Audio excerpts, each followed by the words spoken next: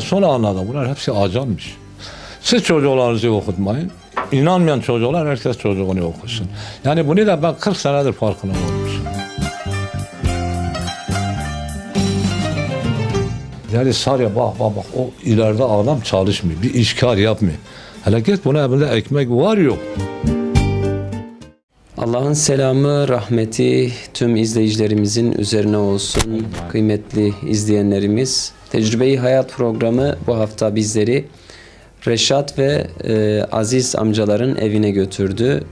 Onlara misafir olduk. Bu hafta onların hayatlarını inşallah ekranlarınıza taşıyacağız. Yaşayan her insan, özellikle ileri yaşa gelen her insanın mutlaka hayatında önemli olaylar, önemli tecrübeler vardır. İşte bu vesileyle bizler de bu tecrübelerin ve bu yaşantıların peşine gidiyoruz, peşine takılıyoruz ve onları öğrenmeye çalışıyoruz. İşte bu haftada Reşat amca ve Aziz amcaların yanındayız. Kardeştirler. Geri kalan kısmını onlardan öğreneceğiz. Önce yaşça büyük olan Aziz amcamızı bir soralım. Aziz amcamız 77 yaşında. Kendisini nasıl tanıtacak? Selamun aleyküm. Aleykümselam. Rahmetullahi berekat. Nasılsınız amca? İyiyim, sağ ol, Allah razı olsun. Aziz amca nerede yaşadı ve nerelisiniz aslında? Esat Bingöllü. Bingöllüsü. Buraya geldi, doğum burasıdır. Burada doğmuşum, burada kalayım. Diyarbakır'da. Evet. Evet. Peki Reşat amca yaşça daha küçük olan. Evet. Selamünaleyküm. Aleykümselam, hoş gelmişsiniz. Allah razı olsun. Hoş Allah bulduk. selamı üzerinize olsun. Allah razı olsun. Reşat amca aslen Bingöllüsünüz dedi Evet. Aziz amcamız. Evet. Geri kalan kısmı hayatınız nerede geçti? Kendinizden biraz tabii bahseder kendimi misiniz? bileli tabii biz burada doğduk. Mesela diyor, bu Şehzai davasında tabii bizim köyümüz 3 sefer yakıldı. 3 sefer yaktılar. Tabii babalarımız hep macir oldu. Mesela diyor, Bölecik, Süverek, Urfa, asker peşlerindeydik. Geldiler Çermik'e. Biz yokuz yani. Evet. Biz Şimdi yokuz. ben bir şey sorayım burada. Evet. Bingöl'ün tam olarak hani Bingöl'ü bilenler için de tam Evet, olarak ne Şaban köy? köyü. İsmi Şaban. de geçmemiş. Henüz de Şaban'dır. Sabakalı bir köy olduğu için isim de geçirilmemiş. Şeyh Şerif Efendi'yi bilirsiniz. Evet. O bizim orada konaklardı. Tabii yani bütün faaliyetleri bizim köyde olurdu. Evet. İşte ondan dolayı Müslüman oluşlarının nedeniyle bunları hazmeye mahkum ettiler. Evet. Yani öldürdüler, kestiler. Kimi de kaçtı. Bilakis benim babamı diyeyim, dedelerimi diyeyim. Onlar da macir oldu yani. Kimi içeride, benim babam burada da yattı. Diyarbakır cezaevinde de yattı. Cezaevinde yaptı. Tabii yatı süngülerin önüne de verildi. Tabii bunlar Çermik'te yerleşti. Benim de bir dayım burada fırıncıydı. Tabii 6 tane kardeşim bir hafta içinde öldü. Bir hafta Altı içinde tane öldü. kardeşin. Sonradan ben araştırdım. O dönemde bir veba hastalığı olmuş. 60 bin insan ölmüştür. O dayım kalkı gidi anamı alıp buraya getir. Tabii biz yokuz yani. Evet. Biz yokuz. Sadece bir ablam var. O da çoktan rahmete gitti. Biz 7 kardeş burada oluyoruz. Hepimiz burada oluyoruz. Zaten azizler ziyaret var belki Ali Paşa'da. Evet. Yani işte o ziyaretin üstüne yani aziz koymuş. Bir ablam vardı, ondan büyüktü. O da Hacı Azize'ydi. Toplumumuzun Evet. güzel bir geleneğidir. Evet, İsimler evet. genelde böyle hayırlı konur. Tabii o dönemlerde fakirlik vardı. Yani en zengininde yama vardı. Mesela ben isim de vereyim. Cemil Paşaları duymuşsunuz. Evet. Yani onlar bile Bozo Kemal vardı. Onların en büyüğü. Yani en fedakar ismi. Potinlarında bile yama vardı yani. Elbisesinde yama vardı. Yani fakirlik vardı yani. Şartlar öyleydi. Yani herkes tok ekmek yiyemezdi. Tok ekmek bulamazdı. Tabii biz de gözümüzü açtık. Babam tabii o da daha önce 2 tane yara almıştı ayaktan, koldan. Şeyh Said hadisesinde. Tabii. O da yaşlıydı. Fakat biraz parası vardı. Vekilada vermişti birkaç kişiye. Ticaretle yani ticaret ayağıyla. Hatta o da bazen yapardı. Mesela beni 2 sefer Bingöl'e götürdü. O zaman yol yoktu. Buradan merkepti, katırdı, eşya yüklenirdi. Beni de bir merkebin üzerine yer yapmıştılar. Ben de o şekilde 3 günde gidiyor. Bir gece Terikan'da kalıyorduk, bir gece Yayla'da kalıyorduk. Dersi gün Yükünüz Bingöl'e neydi? giderdik. Yükümüz Geyimdi. Yani Giyim. kiralistı. Dölbendi. Bıncıktı yani başka bir şey değildi. Oradan da hayvan getirdiler. Oradan da geçi hayvan yani kasaplık. Oradan da onu getir. Yani ben 2 sefer beni götürdüler. Ondan sonra işte o ticaret işiyle geçinirdi. Yani diğerleri çalışırdı. Kar hakkını alırdı. Sonra tabii biz gözümüzü açtık. Tabii abimdir. Bir abim de var şeydedir, Antalya'dadır. Allah sizden ondan razı olsun. İyi bir insandır.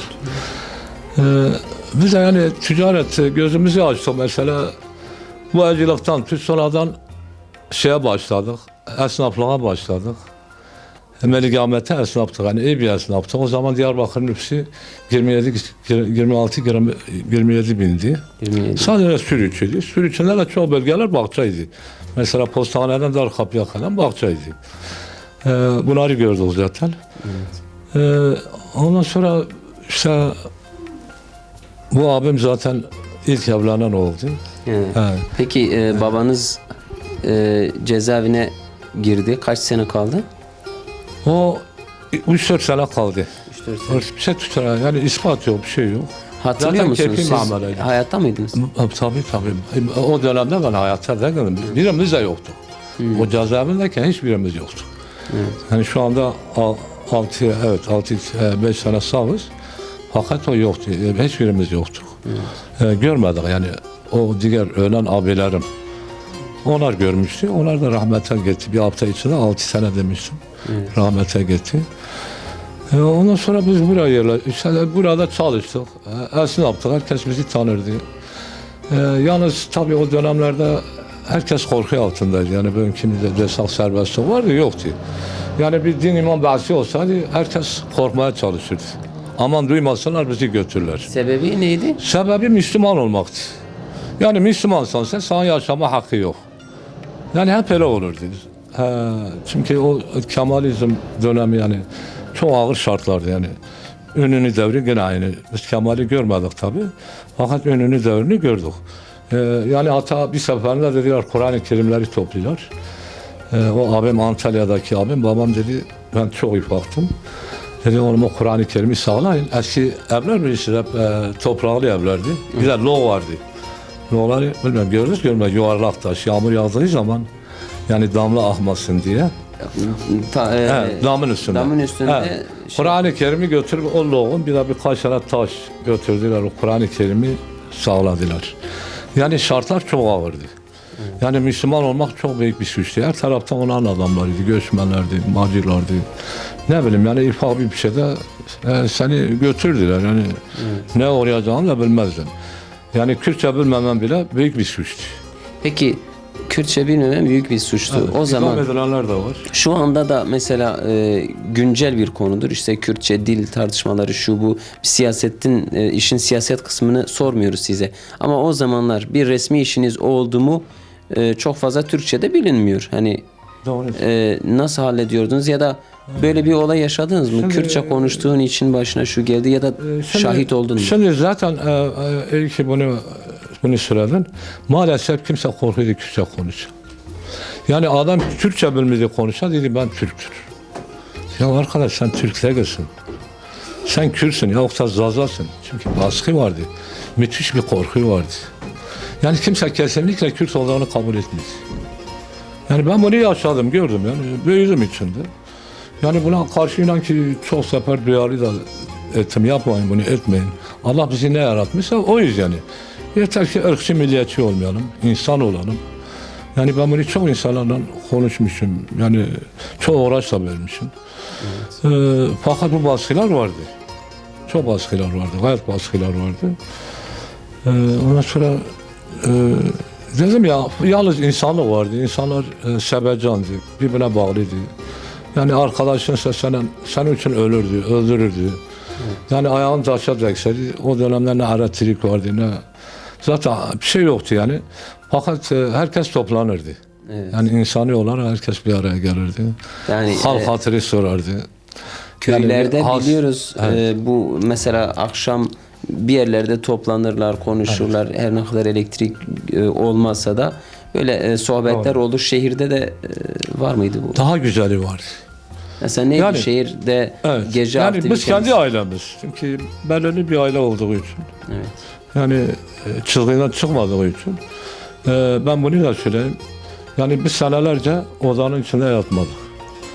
Babam pazar mahallesi var. Bilmem, eskiden o el kap malları vardı. Biz Yahudi evleri diyerdik. Yani el kaplıydı böyle taştan. Evet. Döşemeliydi. Biz ahur vardı. Babam 15-20 tane inek beslerdi. Biz hep bu ahurda yatardık. Yahut da aralıkta yatardık. Yahut da kilerde yatardık. Niye? Çünkü köylerden her taraf, ister tanı ister tanıma. Çünkü misafir eviydi. Herkes gelirdi böyle sırt üstü. İnanın ki ben hatırlıyorum, saymayı öğrenmiştim. 46 kişi, yani bu kadar bir odada. Eskiden sedirler vardı tahtada. Altında yatardılar. 2 kişi altında yatardı. Yani bir yatağın içinde bilen 8 kişi yatardı. Bir yatakta. 4 ele 4 ele. Abi bunları bilir, konuşamıyor. Biz bunları yaşadık, gördük yani. Misafir mi gelmişti? Misafir geliyor her taraftan. Yani devamlı olurdu. Yani kışın biz doğru dürüst göremezdik. Zaten yemek de yoktu. Ölmüşlerse rahmet, Allah rahmet eylesin. Anam bunların çamaşırını yakardı. Yamalarını tikerdi. Demin dedim ya, yamasız insan yoktu. Yani kömleğimde 10 tane yama olurdu. Ceketinde 50 tane yama olurdu. Şalvar zaten korkudan kimse şalvar da giymezdi. Biraz gençlik yıllarınızda hem Bunu da izah edeyim. evet. Yani biz çocukken camiler kapalıydı. Yani Kurşunlu Cami geldiler, temizlediler bu Menderes'in gelişinden sonra. Kapalıydı. Yani ne diyeyim, o dönemde tabii traktör yoktu, arabalar yoktu. Onu çuvallara o gübreleri doldurdular. At arabalarına taşırdılar, temizlediler falan. Yani sonradan zaman geçti, tamir ettiler. Camiye çevirdiler. Tabii bunları gördük. Gençlik çağımızda çalışırdık. Dedim ya, misafir her zaman bizim toplumumuz her zaman olmuştur. Yani köylerden belki daha iyi olmuştur o dönemlerde. Ya bu kaç senedir bu kalktı tabii. Yani herkes gelirdi. Herkes gelirdi. Evet. Bir araya toplanırdı. Bu tecrübenizden faydalanalım ya da işte eskiden misafirlere çok değer verilirdi Tabii, ve dediğiniz gibi tabii. bir odada 40 kişi yatırılır. Tabii. Şu anda o misafirlerin öneminin ya da misafirlere verilen hürmetin kalmaması neden olabilir? Tabii iman zayıflığındandır. Bunu öyle anlıyoruz. Yani bu batın medeniyeti dediler işte falan. Evet. Biz onlardan zaten, şimdi bizimkiler onları geçmiş. Onlar bir yerde oturdu, herkes çay parasını verdi. O dönemde tabii diğer de işte gavurlar böyle, yabancılar böyle falan şöyle. Fakat bakın şimdi bizimkiler artık onların yerini tutmuştur. Yani bence iman zayıflığından olmuştur. Ve dinini unuttuğundan dolayı olmuştur. Dinle ilgisi kalmamayışından dolayı olmuştur. Ben başka bir nedeni olamaz yani. Çünkü İslam'da birisi misafir çok önemlidir. Misafir baş tacıdır. Dediğim kimi misafir, yani herkes pervane olurdu. Yani onun yatağını da üstüne atmadan gidip yatmazdı. Mümkün değildi. Yani o fakirlik imkanıyla ne güzel şeyleri var ise o gün tökerdi ortaya. Yani çökerdi. Yani Allah bereket verdi. Yani o Allah'ın bir hikmetiydi. Yani bugün sen günde 5 milyar kazansan o insanları kaldırıp yendiremezsin. Ama o dönemde kaldırılıydı. Nasıl oluyor işte ben de yani buna şaşıyorum. Belki bunlar belki Ali Yegan'ın biraz görmüştür. Fakat diğerleri görmemiştir. Yani gerçekten de Allah'ın bir varlığıydı yani. Evet. Yani o kadar insanın yemesi, içmesi. Babam gece kalkardı. Şey yapmıştı, tenenkeden büyük bir şey yapmıştı, taş kömürü. Dolduruyor bir, yani ne diyeyim, bir nakret çorba bırakırdı üstüne. O insanlar sabah doyması için. Evle geldi yine yemeğini yerdi, akşam geldi yine yerdi. Daha arardı ki bir iş bula. Yani iş... Köyden mi geliyorlardı? Tabii Palo'dan, Bingöl'den, Terikan'dan, yani her taraftan gelirdiler. Yani kapı açıktı yani. İlan tanımak şart değil yani. Selamun aleyküm, aleyküm selam. Vay baş göğsüne gelmişsin. Hay Allah senden razı olsun derdim. Hani adam yazın gelirdi. Boğaz zamanı giderdi. Boğaz zamanı kimse kalmazdı. İş zamanı. Evet. Fakat o diğer 9 ay, 8 ay o sürekli buralardaydılar. Bir de ayrıca sokaklarda yatanlar çok oldu. Cami havlileri doluydu. Sokaklar doluydu. Buyurun bizim bu bazı yaramaz şehir çocukları vardı. Bırakmazdılar. kaba vurardılar işte hortekeri, raksan, daşık, sedap, betisan falan beban. Bu türlü zulüm de yapardılar. Gerçi bize tekrar hiç söyler hoşlanmadı. misiniz? Hortekeri, raksan, daşık, sedap, betisan.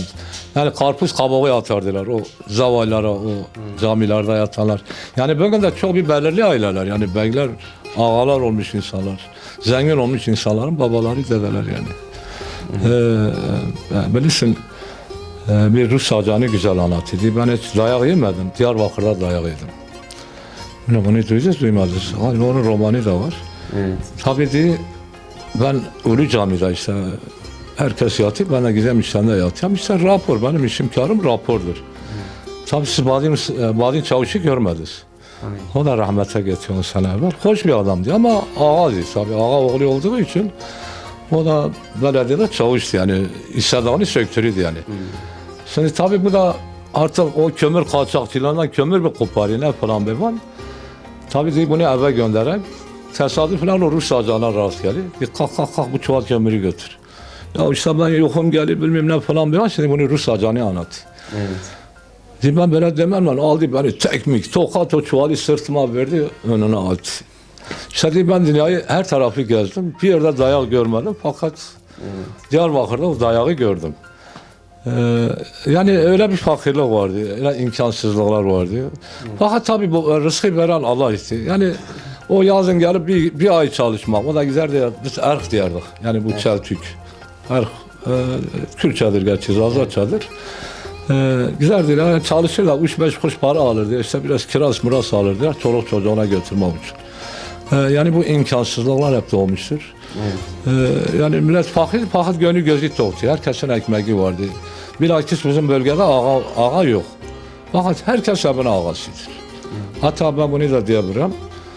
Ölmüşlerse rahmet. Bizim köyden 62 kişi, yani beynen bilen insanlar, 2 sene de dayım, anamın dayısı. Anamın amcası. Bunlar da 7 sene askerlik yapmış. Yemen'de yani. Onlar da Türkçe bilmek şartıyla. Tabii bunlar bir ara bu 62 kişi bir olay oluyor. Diyorlar bu davayı güzel halledek. Bu Kıgı civarı var Bingöl. Bunları tabii asker kaplıyor, bunları götürüyor Kıgı'ya. Tabii diyorlar işte sizde ağa kim falan. Onlar diyor herkes evinin ağasıdır. Bize ağa yoktur. Evet. Tabii bunları içeri tıkıyorlar. Benim de babam bu olayın içindedir. Tabii aradan 1-2 saat geçiyor, 31 kişinin ismi okunuyor. Babam dedi vallahi bunları öldürecekler. Sıra gelecek bize. Aradan biraz geçti, silah sesleri geldi, ona dedi öldürdüler. Arkadaşlar ne yapar ne eder, dedi bu eli kapıyı açar açmaz artık kaçar, vurulan vurulur. Neyse diye aradan 1-2 saat geçti, adam geldi kapının önüne. Dedi evlatlarım geçmiş olsun size. Arkadaşlarınız getirdi fakat siz sağ kaldınız. Sebep ne? İşte bizim bir ara yani yüzbaşı Ermenimiş. Ankara'dan haber gelmiş. İşte onu öldürdük. Siz kurtuldunuz. Dedik ya biz ne kurtulduk? Siz sebepsiz yere insanları öldürüyorsunuz falan ya. Biz dinlemedik. Yine kaçtı arkamıza silah milah da sıktılar. Biz kaçtık kurtulduk. Şimdi ölenler Ermenilermiş. Yok yüzbaşı. O tabur komutanın yüzbaşısı Ermenimiş. İşte o çevreden insanları yakalatıp öldürmüş. Yani asker kanalıyla. Bu Karakol Ermeni öldürtmüş. İşte Ankara'dan diye haber geldi. O yüzbaşı Ermenidir. Siz bu insanları sebepsiz yere öldürürsünüz. Diye biz de onu dinlemedik. Kaçtık işte artık hepimiz de kurtulduk diye. Evet silah milah sıktılar. Fakat diye biz kurtulduk. Bu olaylar tabii çok olmuştur. Bunları Şimdi o dönemlerde başka yaşadığınız sıkıntılar neydi? Hem devletten olabilir hem işte maddi. şimdi devlet yani din baskısı vardı. İnsanlara da baskı vardı. Yani kimse istediğini konuşamazdı. Dedim ya kimse Kürtçe konuşmazdı yani. Mümkün değildi. Yani adam dedi ben Türktür. Yani Kürtçe konuşmak bir ayıp şeydi. Yani ayıp şeydi. Mesela ben askerden geldim. Başıma külah taktım. Mesela dar kapıda etrafımı sardılar. Bu çoğu yerde oldu yani. Çoğu yerde oldu ama ben dediğimi yaptım. Sen nasıl bunu takabilirsen dedim ben takarım. O dönemde de savcı vardı Ahmet isminde. Dedim ben onun müsaadesiyle takıyorum. nasıl olur falan, ben o müsaade vermiş, ben takıyorum, bende arıza var. Sen buna engel olamazsın. Hani bunu çok insan gördü yani. Yani dar kapı tam heykele karşı kahvede oturmuştuk. Buna benzer birkaç daha olay oldu. Yani bu İstiklal Marşı'nın çalınması da olsun. Ben durmamışım.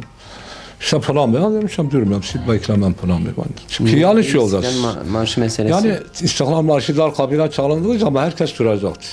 Dört yolda olsan, Mardin kapıda olsan sen duracaksın. Nerede O bitene çalınır? kadar dar kapı heykeli yanında. Bir Heykel. ses mi veriliyordu? Tabii bando. Bando eşliğinde çalırdılar. Her cumartesi gelip çalırdılar. Bir kere çalındı. Siz duymamışsınız, durmamışsınız. Durmamışım. İşte suçtur falan bir var.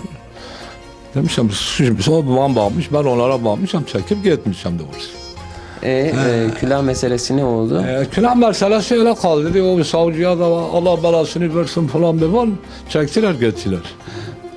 Tabii bunlar çok olmuş. Yani daha 1980'lerde ben Bingöl'lerden gelirken hemen baktım külahları topluyorlar. Ya dedim siz ne yapıyorsunuz? Ben yabancıyım, ben burada yabancıyım, ben misafirim. Sen bunu nasıl alıyorsun? Bu benim bu hakarettir. Orada çavuş vardı, Allah vardı. Ya amca yalnız sen almamışsın, gel bak. Gittim hakikaten yani bir traktör dolusu külah orada. Dedim bana sen benkini bilir. Sağ olsun ona verdi. Verdi biz yola düştük ya. Yani bunlar daha 80'lerde olan olaylar. 82-83'lerde. Diyebilirim daha da var yani. Daha da o kısıntılar var yani. Benim kimliğimde Muhammed Reşat Yılmaz'dı. 12 Eylül geldi. Ondan sonra götürdüm Muhammed yok. Ya kimliğimi çıkardım.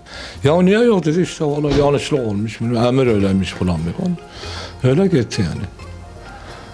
Yani isminiz Muhammed Reşatken kimliğinizi yenilediniz, baktınız Muhammed yok. Evet, Muhammed yok. Evet. Ve yanlışlık olmuşsa emir yok. Çok büyük kimlikler vardı ya. Onlardı zaten. Onları aldılar, bu küçük kimlikleri verdiler. Onu silmiş. İnşallah devam ediyoruz. Reşat amcayla evlilik yıllarından biz istiyoruz. Devam edelim. Evlilik yıllarında ben tabii askere gittim geldim. Biraz geç askere gittim. 74 evet. 72 pardon. 71. Tezkere aldım geldim. Şubat ayıydı. Bana dedi Leyla'yla evleneceksin. Tabii bize dedim ya o zaman Diyarbakır biraz küçüktü. Herkes birbirini tanırdı yani. Yani belirli ailelere kız kolaydı falan. İşte abim Siz de o ailelerden miydiniz? Yok. Onlar Siz kız bulmak kolay olan ailelerden miydiniz? öyle sayılır. Evet öyle sayılır. Tabii abim Gül var, ablam vardı rahmete gitti, ölmüşlerse rahmet. Dedi bizim mahallede işte temiz, dindar. Dindar deyince itiraz etmedim tabii. Evet. Onun kayınbabası hocaydı. Evet.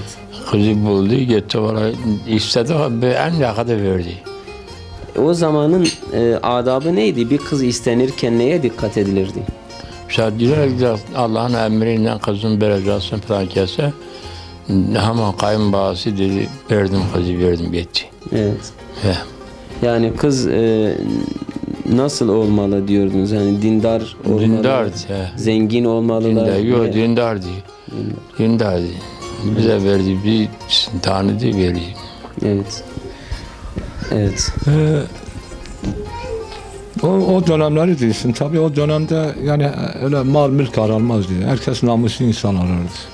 Yani namuslu olsun da ekmeğini çıkarır. Rızkı veren Allah'tır. Onu düşünürdü. O şartlarla kızını verdi. Yani tabii 5 vakit namaz kılacaksın falan. Evet.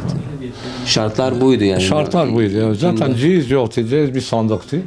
Bilmem eski ceyiz sandıklarını görmüşsünüz, görmemişsiniz. Yani en büyük ceyiz oydu. Bir de çarçöptü zaten. Zaten herkes çarçöplüydü. Yani Diyarbakır'ın yerlisi %100 çarçöplüydü. Çarşafın dışında giymiyor. Çarçöpün kesinlikle evlen nişanlandığı gün çarçöp giyerdi. Yani herkes çarçöplüydü. Kızların örtüsü neydi? Kızların örtüsü başörtüydü.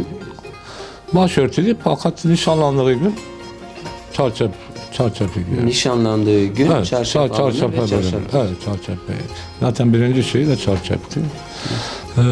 Zaten bir yataktı. Yani bunlar ise başka yok. Zaten o da mecburidir. Yani istemezse de onlar. Eğitim durumunuz nedir amca? Var mı? Eğitim durumum yoktur. Şimdi ben bunu da diyeyim. Şimdi bizi bu hala neden soktular? Şimdi biz çocuktuk. maşallah ne bileyim bazı öyle görünümü güzel böyle sargılı, margılı, sakalı falan bir var. Sokaklara düşerdiler. Diyorlar çocukları okutmayın bu gavur okuludur falan bir var. Şimdi bize çocuk olduğumuz için bu beynimize tesir etti. Nasıl gavur okulunda okuruz falan bir var. Şimdi tabii bu senelerce sonra anladım. Bunlar hepsi ajanmış. Siz çocuklarınızı okutmayın. İnanmayan çocuklar herkes çocuğunu okusun. Yani bunu da ben 40 senedir farkına varmışım. Peki o söyleyenler çocuklarınızı okutmayın diyenleri tanımıyor musunuz? Yok. İnan ki tanımıyor. Sadece diyor bu hoca mıdır bu? Mele midir nedir? Böyle biliyorduk. Fakat sonradan o adamları göremiyorduk pek. Pek göremiyorduk. Zaten her tarafta kendi adamları vardı. Yani her şeyden haberdardılar. Her şeyden şiardılar. Çünkü herkes korku altındaydı, baskı altındaydı. Dini eğitim nasıldı? Medrese var mıydı sizin gençlik yıllarında? Yasaktı kesinlikle. Kesinlikle kimse korkudan ders veremezdi. Mümkün değildi yani. Şimdi bu Allah razı olsun hepsi rahmete gitmiş. Tabii benim kayınbabamın babası var. Belki duymuşsun. Malacanal Cevze'de onu anlatayım bilmem siz yoksunuz. Biz Dedi ya burada büyük bir zatiyatı kıymetini bilin. Mala Misafa'ı da Şeyh Said davasında Malazgirt'tan gelmişti. Orada mücahit yani şimdi mezarı oradadır. İşte o gibi insanlar sonradan bu Şeyh Said davası bittikten sonra mağaralara çekildiler. Dağlı bölgelere çekildiler. İşte orada artık ne okutularsa yani ilmin kayıp olmaması için o okuyanlar işte ileride başkalarına yansıttılar. Yani mümkün değildi. Medrese olsun ya da cami ders versin, hoca ders versin. Öyle bir şey yok. Zaten hocalar mealsizdi. Hocalar da mealsizdi. Evet. Fakat sadece bir azan okurdu. Bir de namaz kılardı. Zaten kimse yoktu. Camilerde de kimse yoktu yani. 3-5 tane yaşlı vardı oydu yani başka bir şey bulamazdın. Yani o baskıdan dolayı İnşallah Allah onlardan razı olsun. Ölmüşler rahmet. İşte o insanlar mağaralara, dağlara çıktılar. Bu İslam dininin kayıp olmaması için gençler yetiştirdiler. Tabii bu çok yerlerde oldu. Evet. Allah onların yerini cennet etsin. Allah onlardan razı olsun. Eskiden bugüne kadar geldik. Evet, eskiden boşanma var mıydı? Yani boşanmalar duyuyor muydunuz? Yok. Zaten kötü adam ortalıkta barınamazdı. Yani o tarafı da çok güzeldi. Yani bir mahallede bir kötü varsa sen onu kolay bulamazdın. Bu sen yüzüne tüfürdün, azarlardın.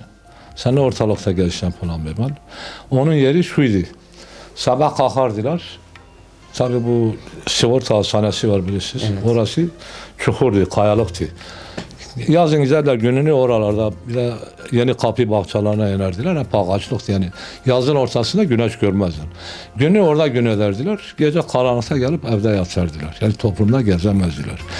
Kışında bir kısmı kömür pazarı var.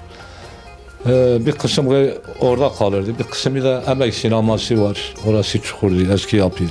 Evet. 2 katlıydı. Kışına giderdiler orada. Sabah giderdiler, gece kalkardılar. Gece giderdiler evine. Yani toplumda gezemezdiler. Evet. Toplumlarda yeri yoktu bunların. Yani namuslu insanın, dürüst insanın yeri vardı. Herkes onlara saygı gösterdi.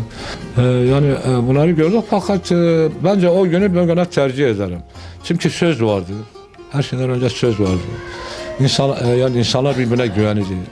Ekmeğini birbirine bölüşürdü. Evet. Yani herkese merhamet, vicdan vardı. Mesela ölmüşlere rahmet benim babam sabah kalkardı, anamın ismi Sariye'ydi. Yani Sariye bak o ileride adam çalışmıyor, bir işkar yapmıyor. Hele git bunun evinde ekmek var yok. Yani bizden 10 kapı ileride. Anam giderdi vallahi derdi, garip perişandır. Ondan sonra bir çorba ise neyse ona gidecek. Yani eski insanlar bunu çok dikkat ederdiler. Çok kontrol ederdiler. Hatta gece götürüp evlerine bırakırdılar. İşte bu insanlar yavaş yavaş ortadan gidiyor. Benim ölmüşlere rahmet o dedim Hacı Ayza vefat etti. O öyleydi. Gece kim fakirse gece giderdi. Kapısına bırakırdı. Kapıya vurardı giderdi. Hep öyle geçti. Hayatı geçti. Fakat bu insanlar gittikçe azaldıkça hakikaten karşılıksız, riyasız ameller. Tabii Allah rızası için. Sadece Allah rızası. İnanmış çünkü o sadece inandığı için. Ondan sonra söz vardı. Sana arkadaş oldu bir sana ekmeğini paylaşırdım. Evet. Yani ben bunu da diyeyim, şimdi aklıma geldi. Bizim mahallede iki arkadaş vardı. Biz çocuktuk tabii. Bir arkadaş askere gitti. İkisi de babasız anasız. Tabii bu askere gitmeyen eskiden küçe çıkmazdı. Bizim evde küçe çıkmazdı. Zaten eskiden küçe çıkmaz evler çok değerliydi. Yani yol gitmeyen. Herkes ona yönelirdi. Yani onun değeri çok olsundu. Yani yol üstünde oturan insanlara kimse adam yerine koymazdı. Kimse onları adam saymazdı. Hatta onları azarlardılar. Yani yol üstü, evin yol üstündedir. Eski kayda öyleydi biz gördüğümüz için. Yani görmeseydik ben de inanmazdım belki. Evet. Fakat biz bunları yaşadık. Yani hepimiz de kötü gözle o adama bakardık. Kimse oradan geçmesin, orası çok fazla kullanılmaz. İşte yol geçmez sokak, onlar çok kıymetliydi. İşte bu iki arkadaştan biri böyle ikindiye doğru, eskiden torba kağıtları vardı. Evet. Poşet yoktu. O bacımıza, yani diye burası sokaktı, bir de dönme var. Evet. O dönmeden işte çocuklara bir diğer götür falan kesse. Yani o arkadaşı 2 sene askerlik müddetince o arkadaşı hep her gün o hanımının ev kirasıdır. Onun ihtiyacıdır. Hep o sokak başından ilerideki yani sokağı görmemek şartıyla o bayanın ihtiyacını temin etti. Yani eskiden herkes öyleydi yani. Yani herkes birbirine değer verdi. Dostuna değer verdi. Kıymet verdi. Yani ifade bir şeyler herkes bir arada olurdu. Yani herkes gönlü gözü çoktu. Yani bugünkü kimi öyle kıtlık, yani gözü ağacılığı yoktu, mal avcılığı yoktu. Yani kesinlikle servet avcılığı yoktu. Oysa ki fazla kazanç da yoktu. Yani Yok. Kazanç yoktu. Yani herkes kanaat ederdi. Allah Teala tabi Allah Teala demiş ya boğazı yaratmıyorum rızkını da vereceğim. Evet. Yani o Allah Teala o rızkı verirdi fakat herkes de zevk alırdı bir misafiri gele. Yani adam kiracıydı. Yani eskiden palas vardı. Geçik kılıdan yapılmış. Evet. Yani bir palasıydı fakat istersen gidersen. Kocası bakardı yani bir ekmeği olsa dedi ya 2 kişi yakalayayım nasıl yakalayayım götüreyim. Giderdi o ekmeğini bırakırdı o mahsus yemiş kimi orada. O 2 kişi de onu yerdi. Yani gönlü gözü ağacı olmasına rağmen insanlar çok fedakardı. Mesela ben 71'de iyi hatırlıyorum. Bir traktör vardı elimde kalmıştı. Biraz işlerim çok ters gidiyordu. Gayet ters gidiyordu. Hacı Galip vardı bu Abdülkadir Aksoy'un dedesi. Kayınbabası dayısıydı zaten. Sabri Usta vardı yani Diyarbakır'da onlar pompacıydı. Onlardan başka pompacı yoktu. Sabri Usta'ydı. Cemil'di kardeşi. Tabii biz hep traktör tamiri onlarda yapardı. Zaten onlardan başka tamirci de yoktu. Şimdi inanırsan yani öyle arkadaş vardı. Adam mağdur, perişan. Nedir? Bir altın sağlamış. Yani olur kötü bir gün olur, ölüm olur. O altını getirdi derdi. Vallahi bunu alacaksın. Ben sana borç vermiyorum ha. Olur mu ya? Duymuşum senin işin ters gidiyor. Yani öyle bir insanlık vardı, öyle bir sevgi vardı. Yani bunu herkes yapardı. Her insan ona yapardı. Yani herkes birbirine yardımcıydı. Yani bugünkü kimize geldi bir insan hasta olsaydı herkes ona yanardı, tutuşurdu. Ona dua ederdi. Hiç tanımadığı halde dedi hasta. Çocukları var, ağlardı. O günler geri gelir mi sizce? Vallahi biraz zor. İnşallah gelir. Fakat biraz kafama yatkın dedi. Çünkü insanlar birbirine yangındı. Merhamet vardı. Merhamet sevgisi vardı. Acıma hissi vardı. Yani yediği ekmeği dedi ben yiyeyim acaba başkası bunu yiyebilir mi? Bu düşüncedeydi. Bugün bu yoktur. Adam yani duyuyor da görüyor da belki o pis oralarda adam olduğu kimi tencereye çöple atmış. Yani bunları görürüz. Sıcacık ekmekleri almış çöpe atmış. Bunu yapan adam o günleri biraz acaba zor. Bereketsizliğin sebebi bu mudur? Budur. Tabii bereketin sebebi budur. Bunu aklına bilirsiniz. Çok şeyler var. Çok hadisler var. Yani nimet bilirsen Kur'an-ı Kerim'den sonra gelen bir şeydir. Yani ne yenirse hepsi nimettir. Hani zerre parçası da yenirse onu değerlendireceksin. Yani ya bir hayvana vereceksin. Yani mutlaka değerlendireceksin. Yani bunlar olmayınca işte bereketsizlik oluyor. Evet. Peki. Gözü açlık oluyor. Doymasızlık oluyor. Evet. Çocuklarınızı nasıl yetiştirdiniz? Yani ya da Bizim işte dedim ya zaten 71'de evlendik. Tabii ilk oğlum Halep'tir zaten. İlk oğlum. Ne oldu zaten? Abim ismini bıraktı. Muharrem ayında doğmuştu. Muharrem ismini Muharrem dedi, sonradan dedemin ismi Mahrum kalmıştı. Halep'ti dedemin ismi. İyi bir insanmış, çok iyi bir insanmış. Zararsız bir insanmış. Sonra dedi Muharrem yine olsun, işte çoğunluk Muharrem değiller. Fakat tabii kimlikte Halep'tir. Onu bıraktı. Ondan sonra bir kız çocuğu oldu. Vallahi o da aniden öldü yani. O da aniden öldü. Ben öyle ikinci sıralarıydı. Biz de fakültede çalışıyorduk. Fakültenin başlamasından bitimine kadar çalıştık yani. Taşeronluk yapıyorduk. İnşaat. Taşeronluk. Oranın komünün ihtiyaçlarını temin ediyorduk.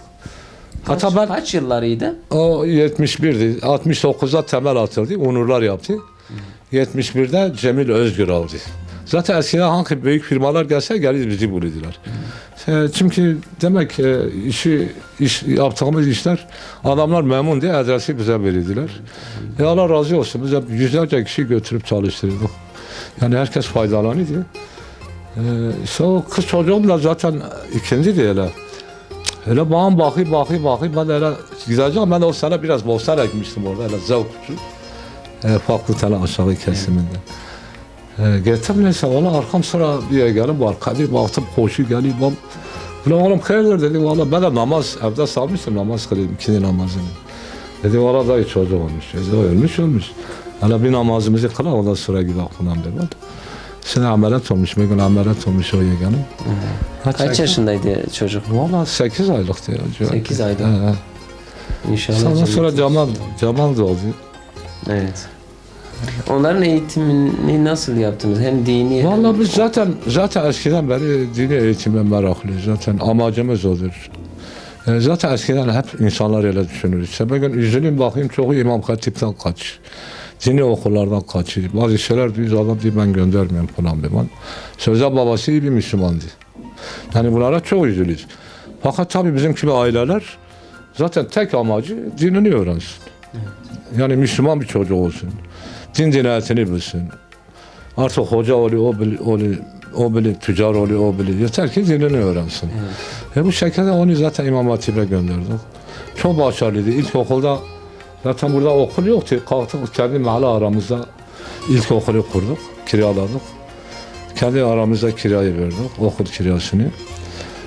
Burada da hep ilkokulda da, ortaokulda da, lisede de hep birinciydi yani. Kara birinciydi hep. Evet. Televizyon şeylerde de 10 sene evvel bazı panketler falan böyle. O 28 Şubat'tan.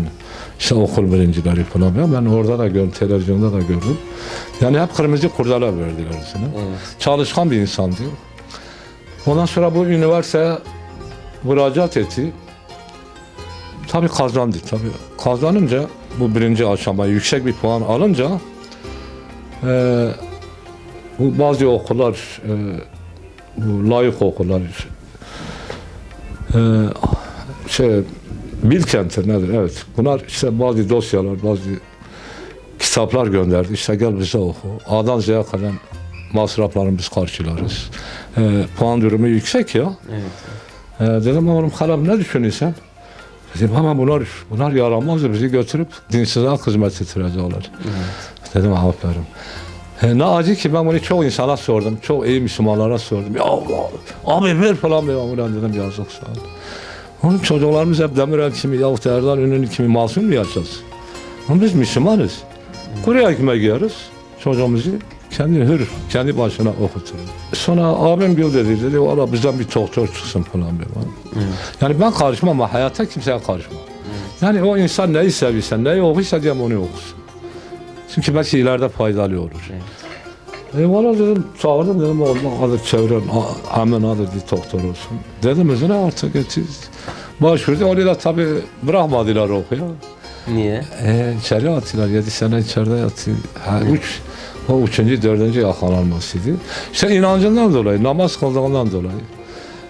Mesela fakültede okuduğu zaman mahkemede soruyorlar. İşte sen cemaatle namaz kılırmışsın. Sen nedir kitap okutmuşsan falan yani. Onlar da dedi yarın çıkarsa yine okutacağız. Yeter ki Rabbimiz bizden küsmesin. Sizin cezanızdan da korkmayız. İstenen cezayı verin. Yani sebep buydu. iyi bir nesil. Tabii İmam Hatipler mesela %40 üniversiteyi kazandı ya, onlar için biraz ağır gelir. Çünkü onlar senelerce kendi çocuklarını okuttular. Ben demin anlattım ya, sokaklara o mela altında, kocalık altında bazı sofiler gavur okuludur, okumayın. İşte onlar kendi çocuklarını hep okuttu. Mesela biz bazı kesimlere gittik. Bakıyoruz ya, hep çocukları otopozlara Seba'ürken köy olsun, kasaba olsun. Hepsi gönderiyor Elazığ'a ya da başka yere. Onların çocuğu okuyor. Yani bu İslam'la ilgisi olmayan insanları. Fakat bizi de öyle geri bıraktılar. İşte irtica, mülteci, gerici. Hep bu damalarla bizi işte bu halde bıraktılar, kendi rejimini devam ettirsinler. Yani sebep buydu. Zaten bu lisan kalem zaten evet 3 senede okumuştu.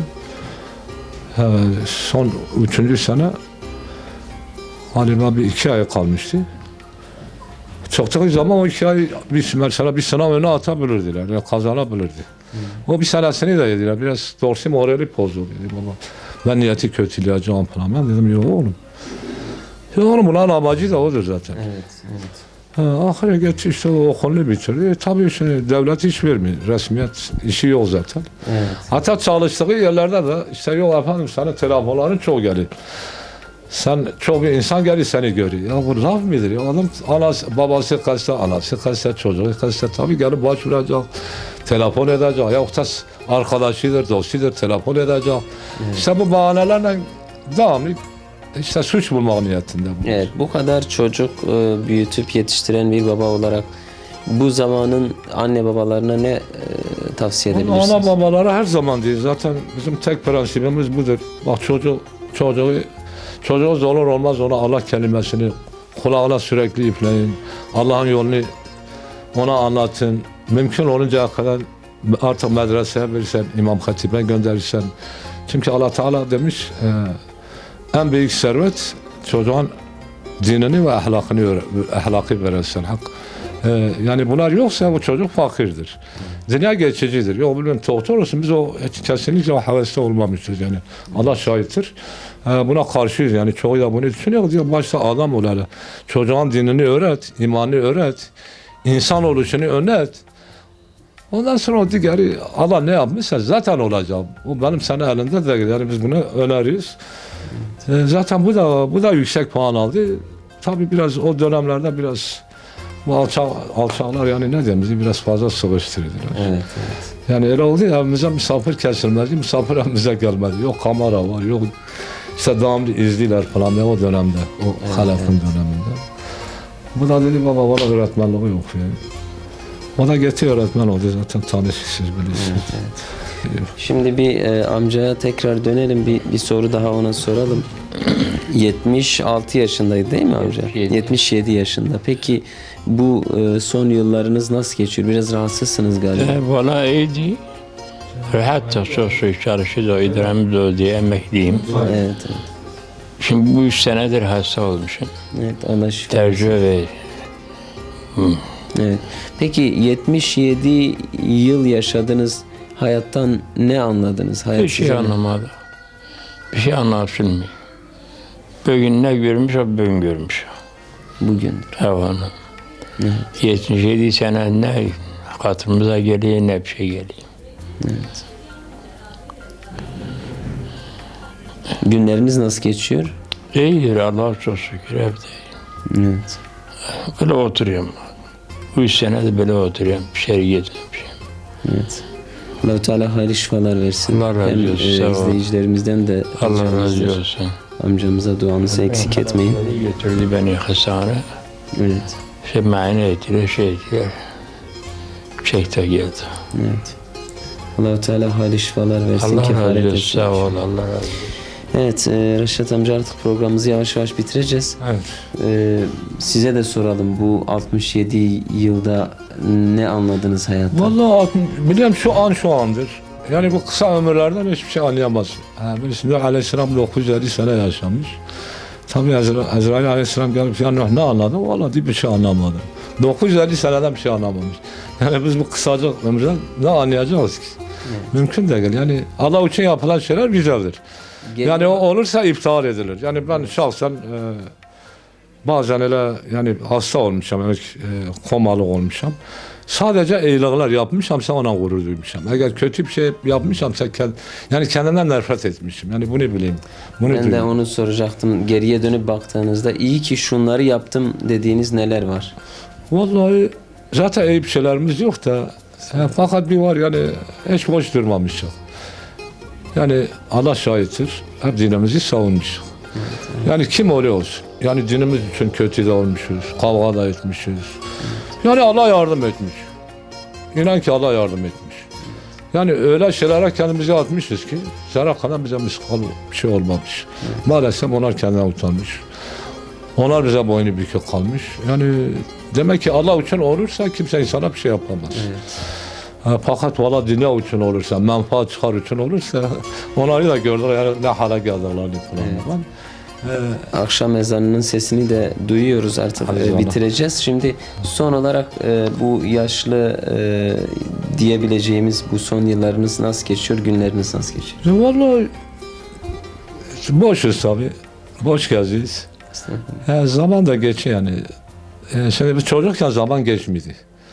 O zaman işte diyorum ya dağlık bölgelerden bazı alimler geldi. Alim yoktu. Evet. Yani o da kaçak şekilde geldi. Tabii babam da belirli bir adam olduğu için gelirdiler bize. Hakikaten yani o alimler o gün ne dediyse yani ben ne diyeyim yani ben 3-4 yaşında 5 yaşında yani bakayım bir gün onlar oluyor. Dedi zaman olacak biz görmeyeceğiz. Bize işaret ediyor bunlar görecek. Günler öyle çabuk geçecek. Yani haftalar gün olacak. Aylar hafta olacak. Evet. Gerçekten de öyle yani bugün görüyoruz. Yani dedi işte bugünkü kargaşalar mesela bu İsrail'in. Şöyle o zaman mesela İsrail daha devlet olmamıştı. Evet. Yani bunlar olacağını hakikaten de hepsi yerini buluyor. Evet. Yani bereketin kalkacağını, sözün kalmama işi, çıplağının çoğalması, haram yani haram varken kimse halala tenezzül etmemesi. Yani bakıyoruz bakın bunlar hep yavaş yavaş ucunu gösteriyor.